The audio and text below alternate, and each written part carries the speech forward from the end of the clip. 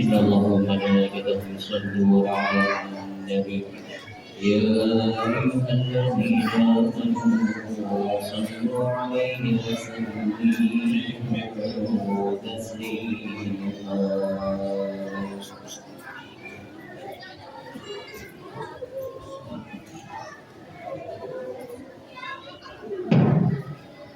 السلام عليكم ورحمة الله وبركاته. الله أكبر الله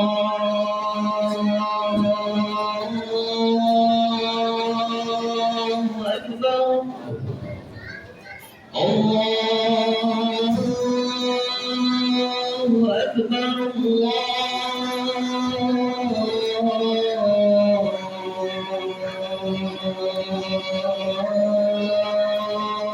أكبر. أشهد أن لا إله إلا الله.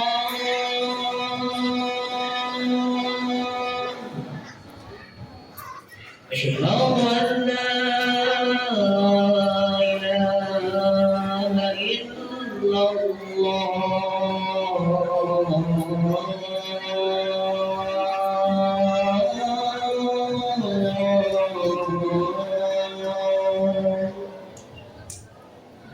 أشهد أن محمدا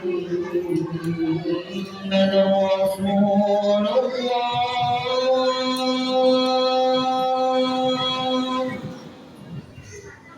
أشهد أن محمدا رسول الله.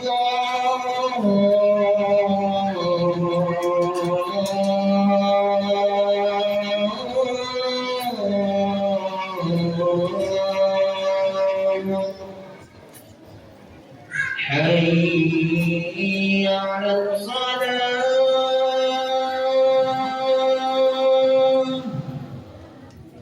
حي على الصلاة.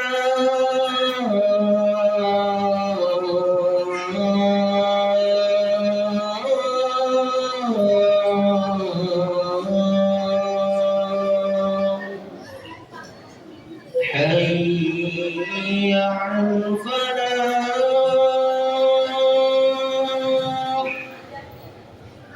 حي على الفلاح.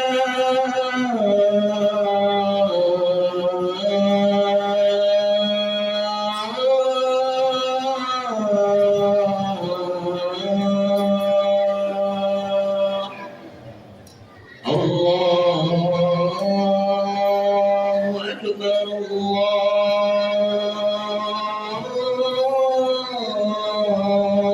الله أكبر.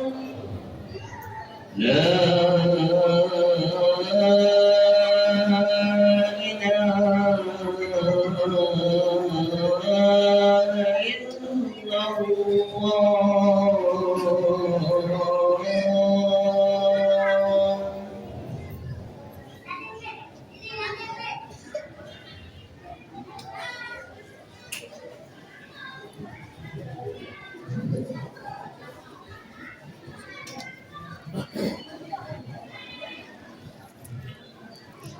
الحمد لله الذي جعلنا من ديننا ما فيه عبرة لأولي الألباب. أشهد أن لا إله إلا الله وحده لا شريك له الملك والحمد.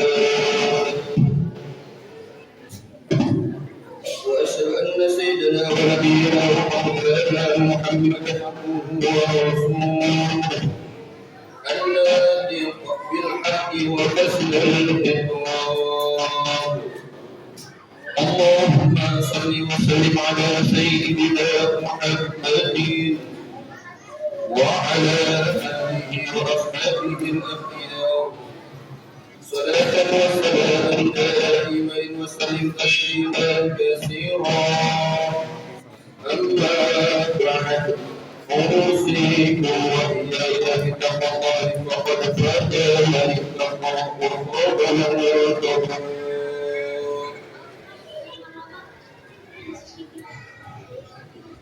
Ma'asyiral muslimin, jamaah salat Jumat rahimakumullah. Marilah di hari dan waktu yang baik ini kita sama-sama tingkatkan keimanan dan ketakwaan kita kepada Allah dengan sebenar-benarnya, dengan menjalankan segala perintahnya dan menjauhi segala larangannya.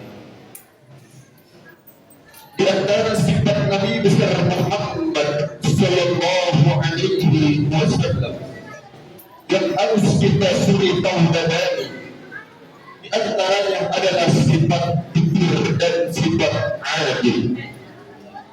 Karena kedua sifat ini jika berada di dalam diri seseorang, siapapun ia, apapun profesinya, maka akan mendapatkan keselamatan baik di dunia maupun di akhirat.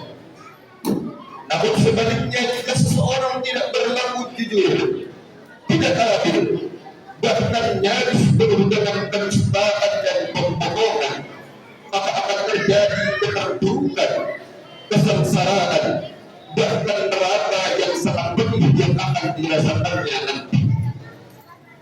Sifat jujur dan adil ini adalah dua sifat Nabi besar Muhammad sallallahu alaihi wasallam. Inilah yang harus kita ikuti. Jika Nabi Muhammad sallallahu alaihi wasallam yang kita ikuti, maka tidak akan pernah tersesat dan tidak akan terjadi malapetaka. Yang pertama adalah sifat jujur. Berperilaku jujur itu sudah jelas merupakan perintah Allah Subhanahu wa Ta'ala dan dicontohkan oleh Nabi Muhammad sallallahu alaihi wasallam secara langsung. Sebagaimana firman Allah Subhanahu wa Ta'ala di dalam Al-Qur'an surah At-Taubah ayat 119. A'udzu billahi minasyaitonir rajim. Ya ayyuhalladzina amanu taqullaha wa kunu ma'as sadiqin. Wahai orang-orang yang beriman, bertakwalah kamu kepada Allah dan hendaklah kamu bersama orang-orang yang benar atau jujur. Maha benar Allah dengan segala firman-Nya. Selanjutnya sifat yang kedua adalah sifat keadilan. Adil adalah sama berat, tidak berat sebelah, tidak memihak ke satu pihak, dan adil itu tidak mesti sama, sesuai kebutuhannya, sesuai dengan takarannya. Bisa menempatkan sesuatu sesuai dengan tempatnya, seperti halnya pembagian hak waris antara bagian anak laki-laki mendapatkan 2 kali lipat dibandingkan anak perempuan.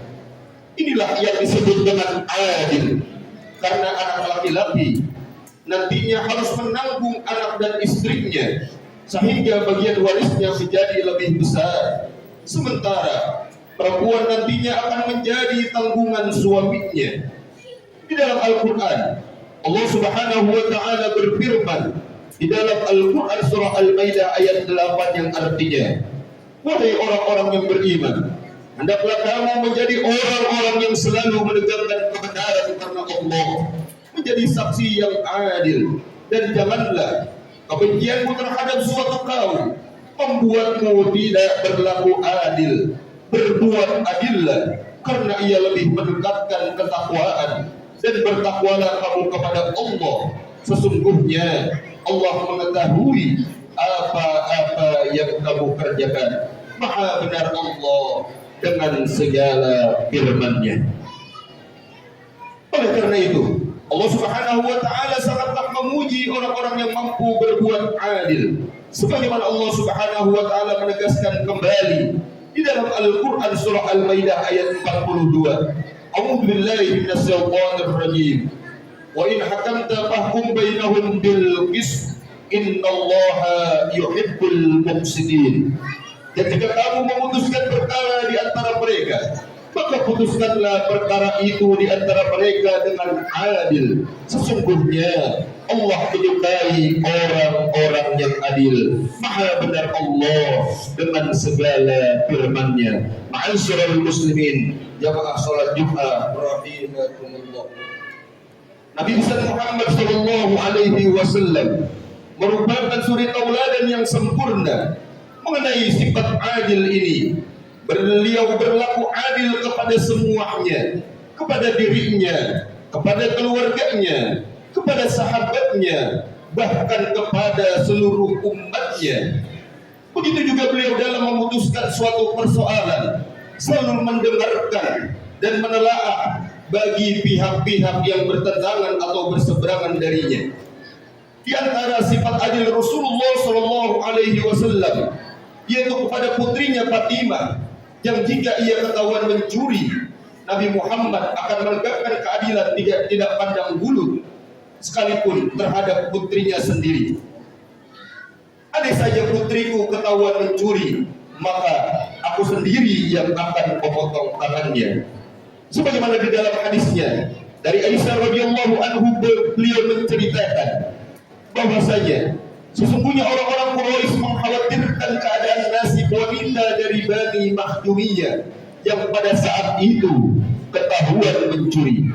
Lalu mereka berkata, siapakah yang bisa merayu Rasulullah sallallahu alaihi wasallam? Mereka pun menjawab, tidak ada yang berani, tidak ada yang mampu kecuali sahabatnya, yaitu Usamah bin Zaid yang paling dicintai oleh Rasulullah sallallahu alaihi wasallam. Maka Usamah pun berkata untuk merayu Rasulullah sallallahu alaihi wasallam agar meringankan, bahkan membebaskan si wanita tadi dari hukuman potongan tangan. Rasulullah sallallahu alaihi wasallam kemudian bersabda, apakah engkau memberikan syafaat atau pertolongan berkaitan dengan hukuman Allah ini? Lalu Rasulullah sallallahu alaihi wasallam pun berdiri dan berkhutbah, wahai umat manusia, sesungguhnya yang membinasakan orang-orang sebelum kalian adalah jika ada orang yang mulia, jika ada orang yang memiliki kedudukan, jabatan dan pangkat di antara kamu ketahuan mencuri, maka mereka biarkan tidak dihukum. Namun jika yang mencuri adalah orang lemah atau rakyat biasa, maka mereka menegakkan hukum atas orang tersebut. Demi Allah, sungguh jika Fatimah binti Muhammad mencuri, aku sendiri yang akan memotong tangannya. Hadis riwayat Bukhari dan Muslim. Ma'asyiral muslimin, jamaah salat Jumat Masjid Jami Baitur Rahman rahimakumullah. Jadilah kita seorang pemimpin yang adil, pemimpin yang selalu jujur, tidak penuh dengan kedustaan dan pembohongan. Semoga kita selalu mendapatkan taufik dan hidayah Allah di dalam mengisi sisa usia kita ini, selalu mengedepankan kejujuran dan keadilan agar menjadi pribadi yang saleh atau salehah dan terwujudnya masyarakat yang adil dan makmur serta negeri yang baldatun thayyibatun wa rabbun ghafur, penuh dengan keberkahan dan ampunan dari Allah Subhanahu wa taala. Amin ya rabbal alamin. Barakallahu li wa lakum bil Qur'anil azim wa nafa'ani wa iyyakum bima fihi min al ayati wa dhikril hakim. Wa taqabbal minni wa minkum tilawatahu innahu huwas samiul alim. Fastaghfiruh innahu huwal ghafurur rahim. اللهم صل على سيدنا محمد وعلى آل سيدنا محمد.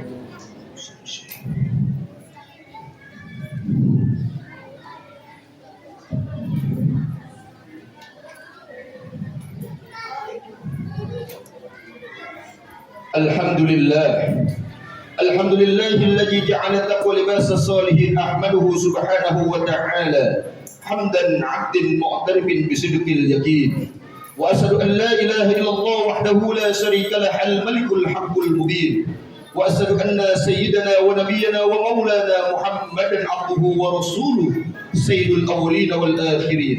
اللهم صل وسلم على سيدنا محمد وعلى آله وصحبه أجمعين.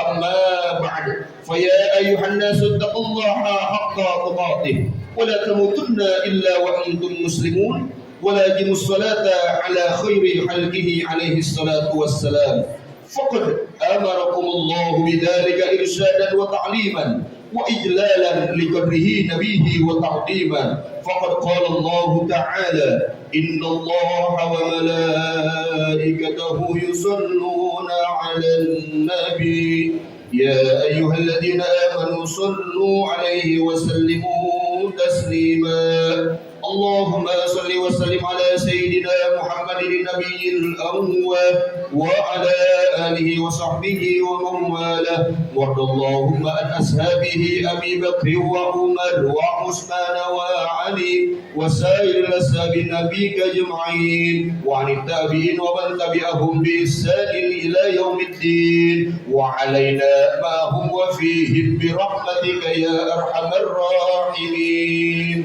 اللهم اغفر للمسلمين والمسلمات والمؤمنين والمؤمنات الأحياء منهم والأموات إنك سميع قريب مجيب الدعوات ويا قاضي الحاجات وغافر الذنوب والخاطئات اللهم انصر الإسلام والمسلمين والإخوان والمجاهدين في فلسطين وفي بلدنا إندونيسيا خاصة وفي بلدان المسلمين عامة ربنا آتنا في الدنيا حسنة وفي الآخرة حسنة وقنا عذاب النار عباد الله إن الله يأمركم بالعدل والإحسان وإيتاء ذي القربى وينهى عن الفحشاء والمنكر والبغي يعظكم لعلكم تذكرون فاذكروا الله العظيم يذكركم واشكروه على نعمه يزدكم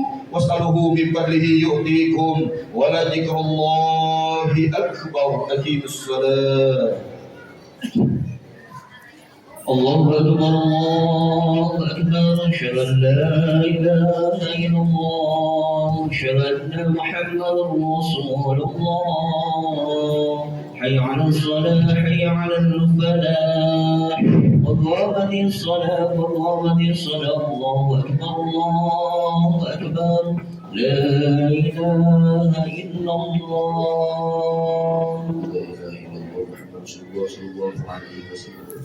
صووا صفوفكم